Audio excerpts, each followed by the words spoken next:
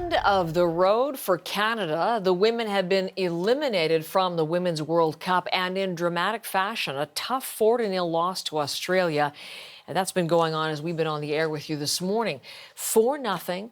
Canada managing only 2 goals over the course of the tournament. Scoring has been a persistent problem. One of the things I expect Signa Butler's going to want to talk about from CBC Sports as we look to the future. But it's been great to have you in today as we've had this result, which I think was a surprise to many, 4-0 loss. And now Canada eliminated, will not move on to the knockout round. What happened? What didn't work as you've seen it? Well, you know, I think Canada came up against a desperate Australian team. And no matter whether Sam Kerr was in the lineup or not for them, she was on the bench, they had no trouble scoring goals. They were on fire from the very beginning and in a variety of fashion in terms of their attack. And Canada just had no answer. Hayley Raso, 2 goals, started the scoring in the 10th minute as we were on the air. And it just seemed like every time we were on the air, another goal seemed to happen. Mary Fowler, and then a late penalty, Steph Catley stepping up at the penalty spot and taking that for the 4-0 final. And, Australia needed to win to move on to the knockout stages. They are the co-hosts of this tournament, wanting to move on and not be have that dubious distinction of not moving on to the knockout stages.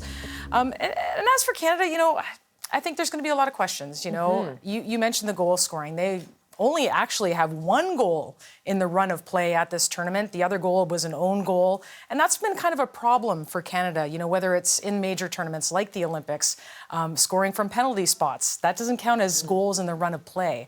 So I think Canada just having trouble scoring goals, in this group of death. I mean, I wanted to use the analogy, Bev Priestman, the coach, had said, climbing the mountain was the philosophy of this team coming in, and they ran out of oxygen. They just didn't have anything left in this last game. They did win gold at the last Olympics, but as you've pointed out, it was a 12-team contest, and this was 32. But the qualifiers for Paris start in September. So what changes do you anticipate? You have to put this immediately behind you and move on. They play a 2-game, a home and away series with Jamaica to earn that spot to the Olympic Games, where they'll go and try and defend their Olympic crown from Tokyo 2020.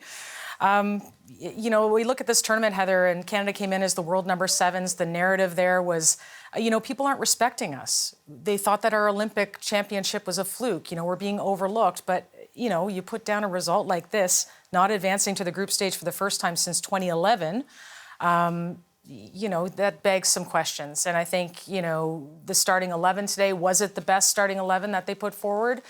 I'm not sure I agree with the choices Bev Priestman put forward today. I probably would have made a couple changes, maybe use a little bit more of the lineup that we saw in Ireland in that second half. As in bring Sinclair in the second half? Bring Sinclair in as a substitute. For one, Sophie Schmidt had a great game the other day. Chloe Lacasse was really bright when she came in as a substitute today. So whether, starting those 2 players, and that's the other thing, too. I mentioned Sophie Schmidt and I mentioned Christine Sinclair. Sophie Schmidt's retiring after this tournament, her 5th World Cup. She's been such a great player in the midfield for Canada, such a great leader. And Christine Sinclair, this is her 6th World Cup. She's 40 years old, probably her last World Cup, and really not the way you wanted to see these 2 veterans go out. Definitely. Okay, thank you for all of that, Signa. We'll talk again.